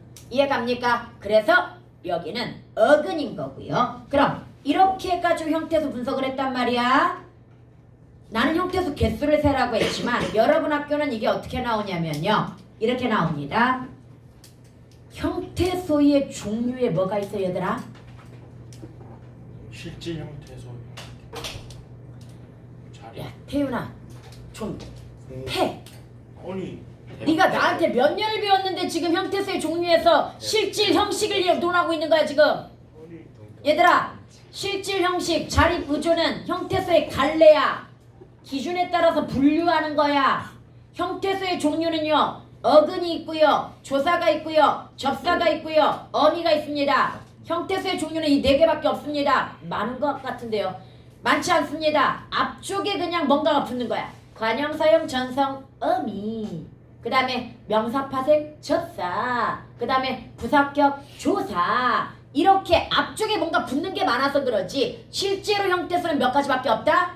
4가지 종류밖에 없습니다. 조사, 접사, 어미, 어근. 그래서 사전에도 얘네가 나오는 겁니다. 조사, 접사, 어미와 한 단어면 사전에 나와. 다시 조사, 접사, 어미 한 단어는 어디에 나온다? 사전에 나오는 겁니다. 일단 여기까지 해갔습니까? 그럼 여러분들 여기에서 지금 선생님이 아까 형태수의 종류를 이야기하라고 그랬단 말이야. 형태수의 종류에 뭐가 있어? 조사, 접사, 어미, 어근이 있는 거야. 그 다음에 나눌 때는 조사, 접사, 어미, 어근으로 나눠야 돼. 그 다음 형태수의 갈래가 뭐가 있... 선생님 책에 종류라고 나오던데요. 그 말 잘못 나온 거야. 다시 자립이니 의존이니 실질이니 형식이니를 형태수의 종류라고 했다면 그 말 잘못 나온 거야. 그건 형태수의 갈래, 기준에 의한 분류를 갈래라고 이야기해. 그 다음에 종류는 봐봐. 갈래라고 하는 것과 종류의 차이가 뭐냐면 이렇게 해가지고 A, B, C, D 이렇게 들어갔으면 이거 뭐야? 종류. 얘는 종류인 거야. 그러면 형태수는 뭐인 거야 지금? 이렇게 4종류로 이루어진 거야. 형태수는 4종류를 싹 합치면 뭐가 되는 거야? 형태수가 되는 거야. 그러나 갈래라고 하는 건 형태수가 있고 일정 기준에 따라 이런 식으로 나눠지는 거야. 다 하위 범주로. 오케이? 그래서 얘는 구분하는 방법 자체가 다릅니다. 그래서 실질 형태수와 자립 형태수가 겹칠 수 있는 이유가 바로 그것 때문이야. 만약에 얘가 종류들이라면 겹치면 안 돼. 겹치면 안 되는데 겹칠 수 있는 이유가 얘네는 갈래에 의한 분류이기 때문이야. 그런데 시험에서는 이렇게 나와. 자립이냐 의존이냐 실질이냐 형식이냐 이렇게 나눠. A, B 그 다음에 자립이면서 형식 형태수는 없습니다. C 이렇게 나와. 그래서 여러분 학교 내신에서 이렇게 나옵니다. A에 해당되는 것과 C에 해당되는 걸 이 문장에서 딱 찾아 쓰라고 나와. 그러니까 애들이 틀리지. 이렇게 잘 나눠놓고도 옮겨 쓰는 과정에서 애들이 헷갈려버려. 여러분 그러면 이것도 쉽게 생각하자. 선생님이 항상 강조하는 거 자신. 어렵게 생각하지 마. 조사, 접사, 어미는 무조건 뭐야? 의형제. 다시 조사, 접사, 어미는 혼자 쓰지도 못하고 뭐도 없어. 뜻도 없는 불쌍한 애들이야. 의형제를 맺어야 돼. 그럼 여기 색칠해놓은 게 다 뭐야? 조사, 접사, 어미야. 얘네만 그대로 가져가면 돼. 얘네만 그대로 가져가가지고 어떻게 쓰면 돼? 질, 만, 다가, 리을, 리은가, 이, 리은가 얘네만 그대로 옮기면 이게 C인 거야. 뭔 말인지 얘가? 그 다음에 조사도요? 네 조사도 형태수는 의존 형태수 맞아. 의존. 하이픈만 안 붙는 거지. 시가 다시 조사, 접사, 어미는 무조건 뭐다? 의형제야. 실질이 어근까지. 뭔 말인지 이해가죠? 그 다음에 선생님 너무 폭탄 아닙니까? 괜찮아. 이거 다 자세히 하나씩 뭐 해야 돼? 정리해야 돼. 하나씩 정리해야 되는 거고 지금은 뭐야? 문법에서 전체적으로 뭘 봐야 되는지 틀을 보여주는 거라고 생각하면 돼. 뭔 말인지 알겠죠? 그 다음에 여기서 이제 두 번째 자립이자 실질을 찾으라고 했지만 나는 의존을 찾을 겁니다. 여러분 의존이자 실질 B에 해당되는 게 뭐야? 무조건 이건 용언입니다. 용언은 부실한 애들이야. 그렇습니다.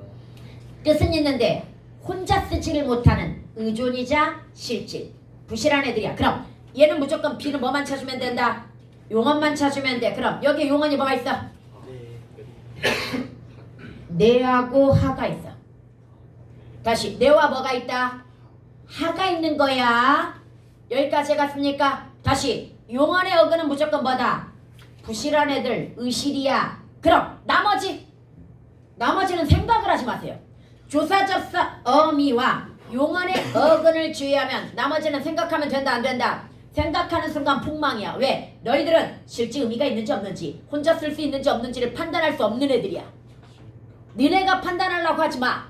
기술적으로 접근합니다. 조사, 접사, 어미가 아니면 용언의 어근이 아니면 나머지는 다 뭐다? 자신감을 가지면 됩니다. 무슨 뜻이야?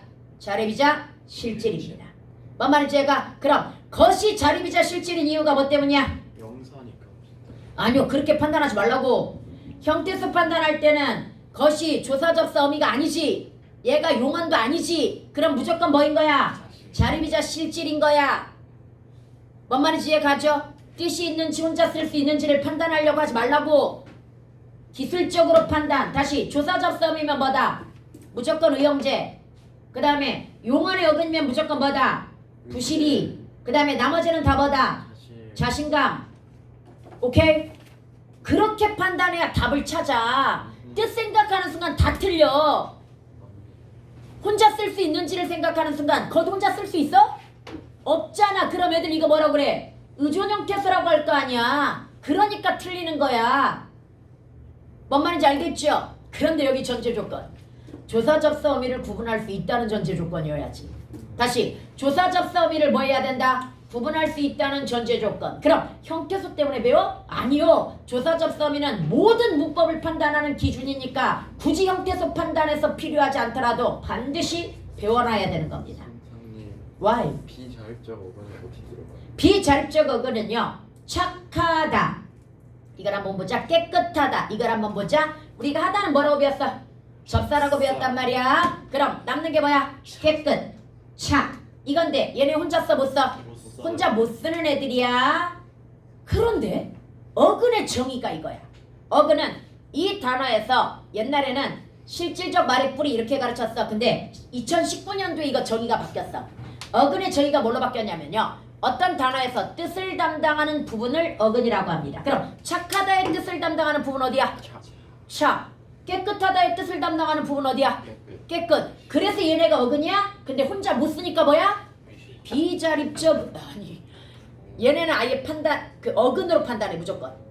그 막 용어가 어근이었잖아. 다시 비자립적이라고 하더라도 그래서 기술적으로 가라고. 어쨌든 조사적 서미가 아니잖아. 용언이 아니잖아. 그러면 어근은 어근인데 혼자 쓰는 경우가 없으니까 비자립적 어근이라고 하는 거야.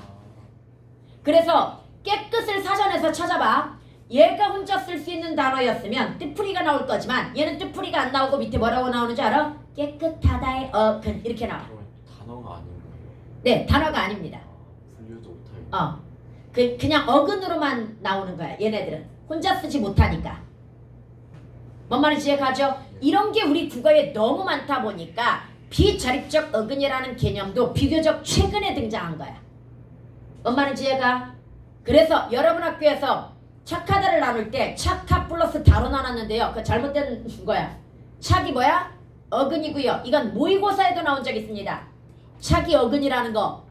뭔 말인지 이해가? 그리고 하다가 뭐라는 걸 알아야 돼? 접사라고 하는 걸 알아야 되는 겁니다. 여기까지 해갔죠? 그러면 여기까지 해가지고 형태수까지 분리했단 말이야. 예문을 먼저 한 이유는 이걸 정리하기 위해서입니다. 이제 정리해보자. 문장 개수는 뭐가 나와야 된다? 종결어미가 나와야 되겠으나 우리 구분할 때 뭘로 구분한다? 마침표나 물음표가 나와야 끝납니다. 이번에 여러분 2학년 내신에 선지가 좋았단 말이야. 근데 여러분이 어려움을 느꼈다면 왜? 여러분이 어려움을 느꼈다면 선지가 좀 뭐했어? 길어졌습니다. 그런데 그 선지가 한 문장이니까 어려운 거야. 만약에 이게 길더라도 여러 문장으로 나눠져 있다고 한다면 어렵게 느끼지 않아. 그런데 선지가 길어졌다는 건 복합적이고 논리적인 문장 구조를 만들었다는 얘기야. 그런데 복합적이고 논리적인 사고가 안 되는 애들은 이 문장이 되게 어렵게 느껴지는 거야. 내가 그래서 마지막에 모의고사 나눠줄 때 뭐라고 그랬어? 이게 답은 쉽게 나오지만 긴 문장에 익숙해져야 되니까 하나하나씩 꼼꼼히 뭐 해봐라. 읽어보고 끊어서 판단해보라고 얘기했던 거 기억나? 그래서 그것 때문에 97점 맞은 애가 있어. 1학년 중에. 1학년도 문장이 아주 길진 않았지만 지난번보다는 좀 어려웠거든요. 그래서 1학년, 2학년 내가 똑같이 이야기했거든. 그랬더니 한 애가 와가지고 뭐라고 이야기했냐면 선생님 마지막에 주신 문제요. 선지들이 길어가지고요. 진짜 논리적으로 이렇게 딱딱 끊어가면서 아 이건 맞고 이건 틀리고 이러니까 이건 답은 아니고 이거 연습을 했더니 효과가 되게 좋았어요. 그래서 97점 맞았어요. 이런 애가 있거든요. 긴 문장에 익숙해져야 된다. 뭔 말인지 알겠죠? 그리고 요즘 수능이나 EBS가 문장이 점점 길어지고 있어. 왜? 재미나이가 문제를 만들어주는 것 같아. 아 농담이 아니라 진짜로. 내가 사실은 작년에 아니 선생님이 학교 문제를 내는데 문장이 너무 긴 거야. 근데 감탄만 했지 그때는. 와 이런 문장을 만들어낼 수 있다니. 이 선생님의 내공은 도대체 어디까지인가. 그러면서 감탄을 했단 말이야. 지금 생각해보니까 다 재미나이야. 그거 인간의 머리에서 나올 수 없는 문장들이야. 생각해봤더니 그렇게 깊이 있는 문제를 낼 수가 없는 거야. 내가 속았어. 재미나이였던 거야 그거. 근데 요즘 솔직히 너네가 생각해봐. 내가 문제 만드는 것보다 훨씬 AI가 문제를 잘 만들어주거든. 양질의 고급 문제를 만들어준단 말이지. 거기에 내가 살짝 뭐만 하면 돼? 손만 대면 되는 거지. 야 그러면 너네는 맡길래? 너네가 하루 걸려서 만들래? 맡겨야죠. 맡겨야지. 그러다 보니 어쩐지 요즘 EBS 선지며 이런 선지들이 점점 길어지고 있는데 그러면서 굉장히 좋은 문장들이 나타나고 있어. 옛날에 EBS 진짜 허접했거든 문제가. 오류도 많이 나고 되게 허접했는데 요즘은 굉장히 고급스러운 거야. 문제 자체가 다 재미나이였던 거야. 아니 재미나이 탓만 하면 내가 너무 재미나이 광신도 같아. 그리고 나도 프로 사서 챗 GPT도 좀 하자. 알았지? 근데 더 발전할 거야. 제일 계속 더 발전할 건데 너네도 익숙해져야 돼. 근데 너네는 익숙해지는 대신 전적으로 의존하면 안 돼. 너네 머리를 발달시켜야 될 거 아니야 먼저. 그래서 너네가 사고하는 연습을 먼저 하세요. 많이 읽으세요. 그리고 나중에 이용하세요. 지금부터 무조건 의존하지 말고. 야 내가 우리 신랑이 AI 관련 교육 그 회사를 운영한단 말이야. 근데 또 한편으로 정부 과제, 그러니까 정부에서 AI 관련 어떤 프로젝트를 진행할 때 우리 신랑이 거기에 지원해가지고 합격을 되게 많이 했어. 그런데 요즘은 자꾸 떨어지고 있어. 그럼 잘 못해서 떨어져? 그게 아니야. 옛날에 우리 신랑은 이 PPT 만드는 거, 발표하는 게 정말 뛰어났어. 자료도 잘 찾고 그래가지고 정말 다른 사람들보다 월등하게 뭐 했던 거야? 잘 만들었던 거야. 그래서 합격을 했거든요. 근데 요즘은 왜 떨어질까? PPT 다 만들어. 그래, PPT가 다 평준화돼 버렸어. 요즘 사람들은 자기가 직접 만들지 않고 전부 어디에 맡겨? AI에 맡기거든요. 그래서 PPT가 다 비슷한 수준으로 나와.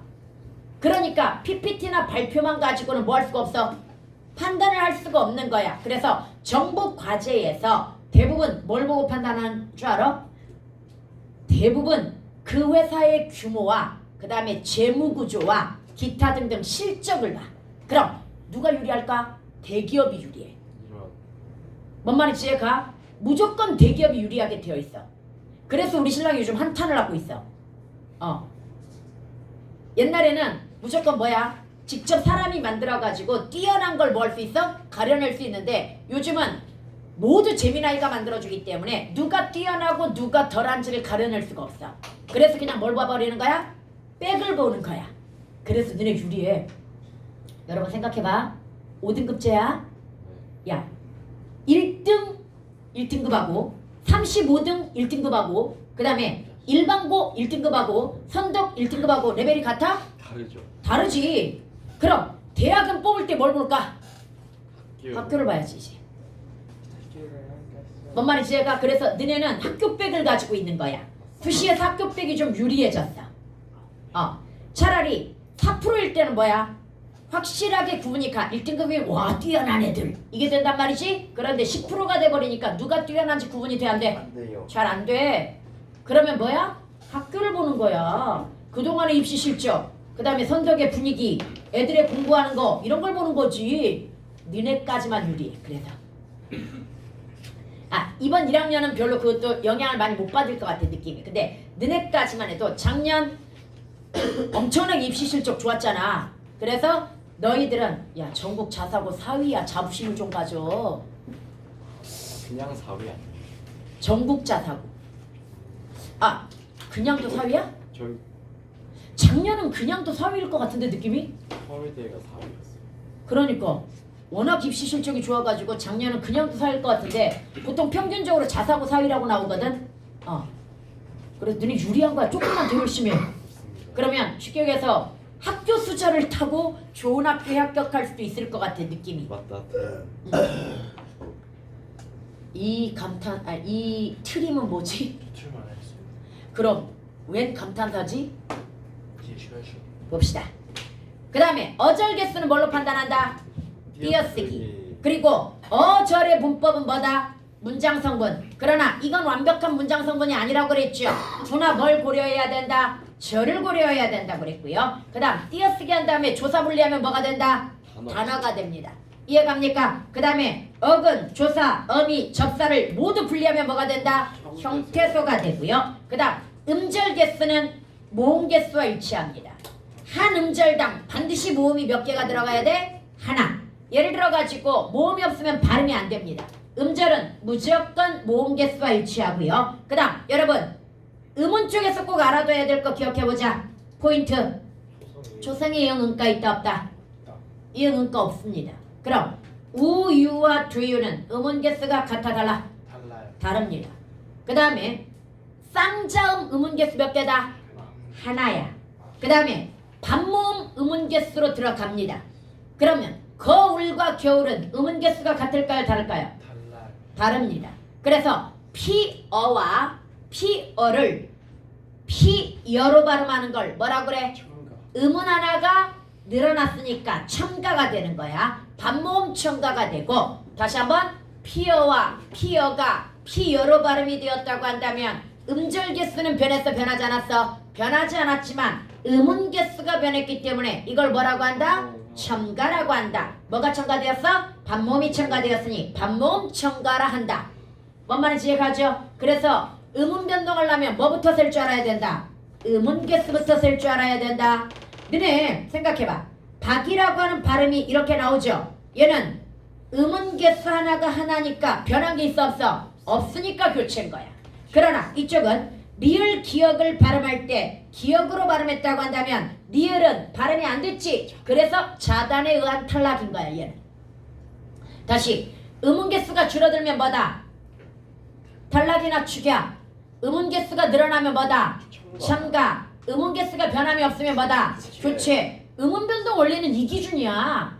다시 교체, 축약, 첨가, 탈락을 나누는 기준이 뭐다? 음운 개수 변화 기준입니다. 오케이? 시험에는 음운 개수 변화 기준인 교체, 탈락, 첨가, 축약이라는 말이 더 많이 나옵니다. 애들은 맨날 뭐만 배워? 비음아, 이음아 이런 것만 배우고 있는데 그건 종합적으로 볼 때 디테일하게 하나씩 뭐 하는 거야? 보는 거지. 종합적으로 볼 때는 그 자체가 중요한 게 아니야. 교체, 첨가, 탈락, 축약 이 말이 더 중요합니다. 그리고 음운 개수가 어떻게 변화되었느냐가 중요합니다. 뭔 말인지 이해가? 그 다음에 장단음도 뭐다? 음운이야. 무슨 음이냐? 비분절 음운. 다시 장단음이 뭐다? 비분절 음운입니다. 여기까지 가죠. 그 다음 여러분들 하나만 더 하면 이제 쉬워. 쉬운 거야. 용어 몇 개만 정리하자. 문법을 하다 보면 변별적 자질 뭐 이런 말이 나와. 변별적 이건 일상적으로 많이 쓰는 말이잖아. 차이를 구분하는 걸 변별이라고 그래. 그래서 문법에서는 플러스 비음성 마이너스 비음성 그러면 플러스 비음성이 뭐야?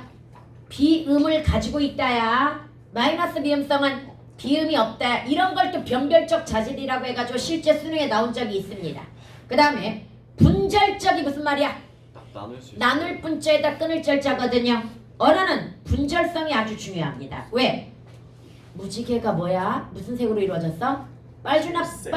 빨주노초 파남보라고 이야기하지만 실제로는 빛의 연속입니다. 나누어져 있지 않습니다. 그 다음 이마, 뺨, 턱 우리 이렇게 나눠서 이야기하죠. 진짜 나눠져 있어? 안 나눠져 있습니다. 이마, 뺨, 턱은 나눠져 있지 않아. 그래서 언어는 실제로는 나눠져 있지 않은 걸 어떻게 드러낸다? 나누어서 드러내는 걸 분절성이라고 이야기합니다. 분절적이라고 하고요. 이런 용어 이때 배워. 나 지금까지 이 용어 가르친 적이 없어. 근데 우리는 지금 문법을 처음부터 다시 시작하는 의미에서 이런 베이스를 다시 가져가는 거야. 그럼 자의적은 뭐야? 마음대로. 언어는 또 자의성이 굉장히 중요합니다. 어떤 측면에서 여러분 수환이를 꼭 수환이라고 부를 필요가 있었을까 없었을까? 없죠. 없습니다. 엄마가 수환이를 낳았을 때 이름을 뭐라고 지을 수도 있어? 봉식이라고 지을 수도 있습니다. 김봉식. 뭔 말인지 이해가? 그 다음에 얘를 뭉태라고 부를 수도 있었습니다. 김봉태. 왜? 음운과 그 다음에 그러니까 음성과 음이는 필연적 관계에 있는 게 아니라 자의적 관계에 있기 때문입니다. 마음대로 연결할 수 있습니다. 이해갑니까? 그래서 언어에서 어떤 지시 대상을 가리키는 언어 표현은 필연적이지 않고 다 뭐다? 자의적입니다.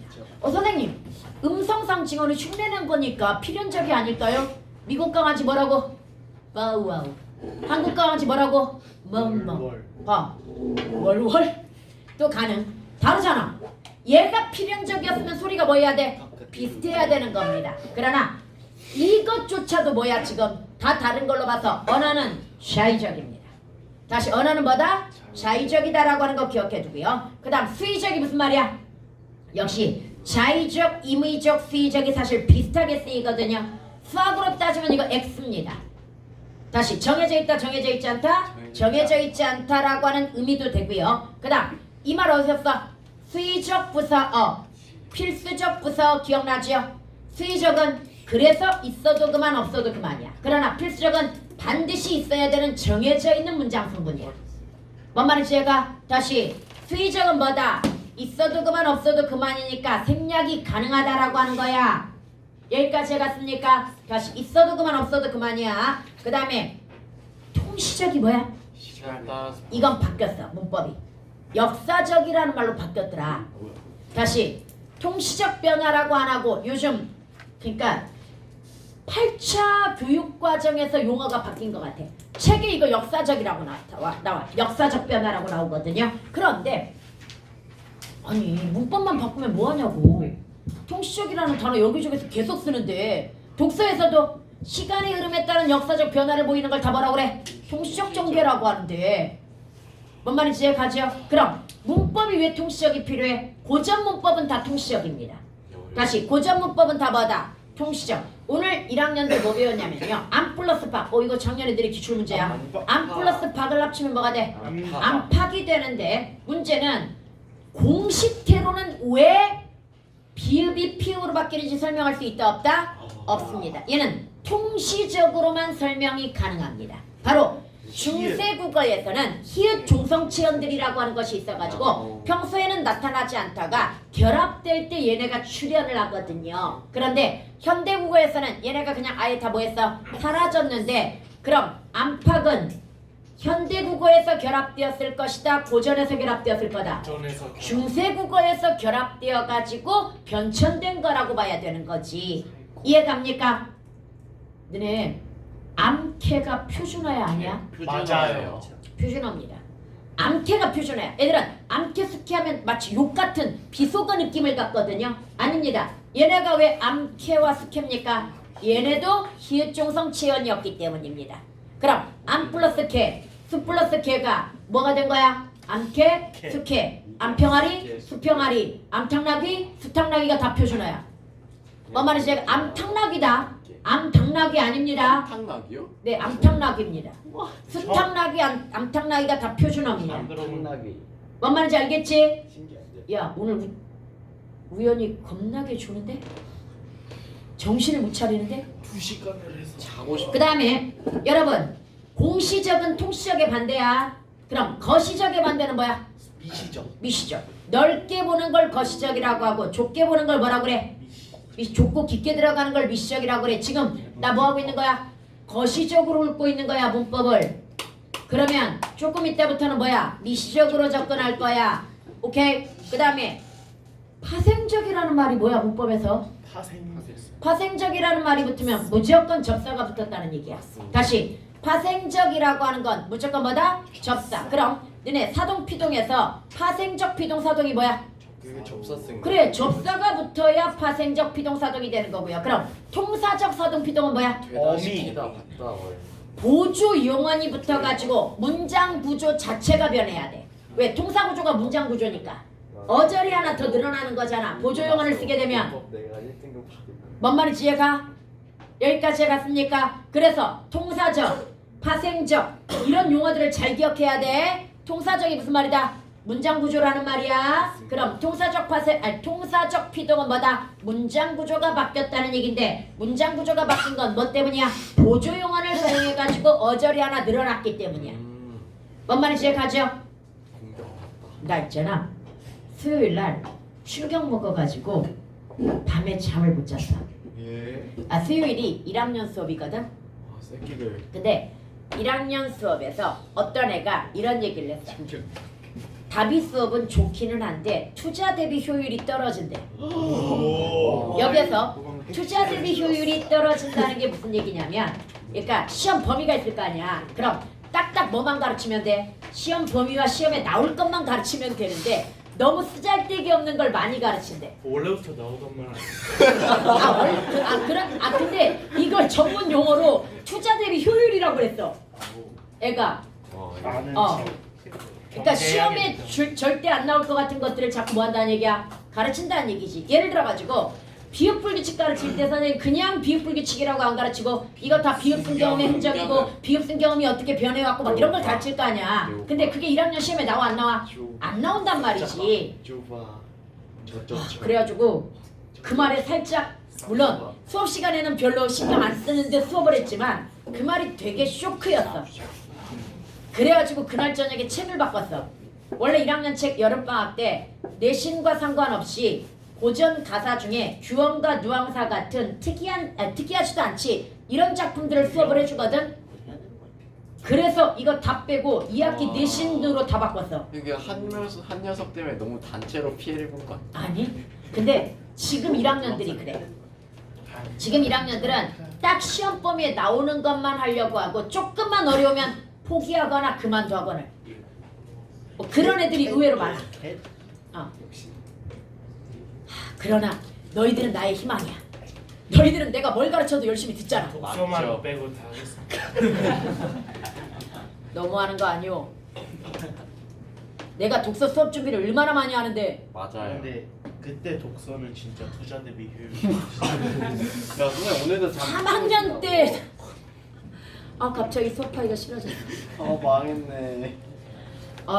나는 이 나이에 그런 말에 상처받는 게 이해가 안 갈지 모르겠으나 내가 상처받는 유일한 말은 강의에 관련된 거야. 내가 옛날에 메가스터디 인강을 그만둔 이유가 뭐야? 독서 배경 지식 가르치는데 이것도 강의냐? 말싸움은 잘하겠다. 돈이 아깝다. 강제자 강민철 수강생. 그래서 결국은 내가 메가스터디 인강을 그만뒀거든. 강평이죠. 와, 그 말 진짜 셌어. 이것도 수업이냐? 겁나게 셌어 그 말. 수업이. 근데 나는 선덕을 고맙게 생각하는 이유가 그거야. 좀 어렵게 치고 심화시켜서 쳐도 애들 듣는다는 거. 근데 거꾸로 생각하면 선덕 난이도 겁나게 올라간 이유, 선덕 수준이 국어 수준 올라간 이유가 내가 선덕을 가르친 이후부터 수준이 되게 많이 올라갔어. 뭐야 그러면 별로 맞아. 이건 저희에게 안 좋은 거 아니지. 수능에서 그래서 유리해진 거지. 나 처음 왔을 때 너네 학교 내신 수준이 일반고 수준이었거든요. 그런데 점점 수준이 계속 올라갔어. 이게 시너지 효과야. 애들 열심히 하고 선생님 열심히 가르치고 학교도 열심히 가르치니까 시험을 쉽게 내가지고는 뭐야? 변별이 안 되니까 점점 난이도를 높이는 거야. 그러면 또 애들은 그 난이도에 맞춰서 더 열심히 어렵게 하는 거야. 그래서 수준이 겁나게 올라갔는데 이번 중간고사 실책이 뭐였어? 애들 수준을 고려를 못한 거지. 선덕이야. 그러니까 선생님은 내가 봤을 때 작년 1학기 생각한 것 같아. 작년 1학기 너네 국어 수준이 되게 저급했거든. 알잖아? 맞습니다. 너네가 생각해도 저급하지 않았니? 처음으로 상현이 0.1점 차. 작년 1학기 때는 선덕 애들이 아직 국어 자질이 굉장히 부족했었던 때야. 근데 그때 생각하고 시험을 낸 것 같아. 아니야. 선덕 애들은 그 사이에 되게 뭐 했어? 열심히 공부해가지고 수준이 되게 올라와 있단 말이야 지금. 그럼 변별력을 주기 위해서는 더 어렵게 냈어야 되는 거지. 근데 학교 선생님들이 애들 수준을 간과를 한 것 같아. 애들은 열심히 하고 있고 발전하고 있다는 거. 되게 많이 하고 있다는 거. 3학년 때도 많이 해야 돼. 그리고 많이 하는 게 좋은 이유가 어차피 봐봐. 컴퓨터에서 램과 그 다음 CPU의 차이가 뭐야? 램과 CPU요? 램은 작업대야. CPU는 멍청한. 데이터 저장 창고야. 너네 생각해보자. 평가는 바로 램이야. 작업 기억을 평가해. 즉 어떻게 뭐 할 것인가? 이해하고 계산하고 분석하고 판단하고 문제를 해결할 것인가? 평가는 이거야. 그렇지만 이걸 램이라고 보자. 작업하려면 뭐가 필요해? 데이터가 필요한 거야.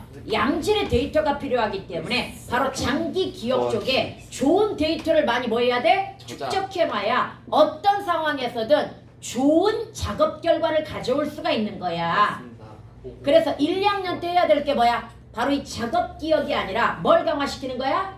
장기 기억 쪽을 강화시켜 놓고 3학년 때 문제풀이를 연습을 통해서 작업 기억을 강화시켜 줘야 되는 거야. 맞습니다.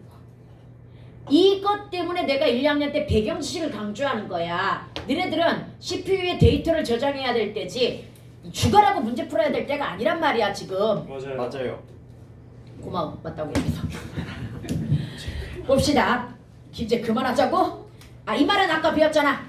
의문론적인 것은 뭐다? 의문론적인 조건을 얘기하는 거고 형태론적은 형태론에서 쓰는 용어의 조건이 나오는 걸 형태론적이라고 이야기해. 여기까지 갔죠? 네. 그러면 여기까지 하고 이걸 문제를 풀면서 쉬세요. 배운 거 연습해야 될 거 아니야. 근데 얘 첫 번째 게 뻐꾸기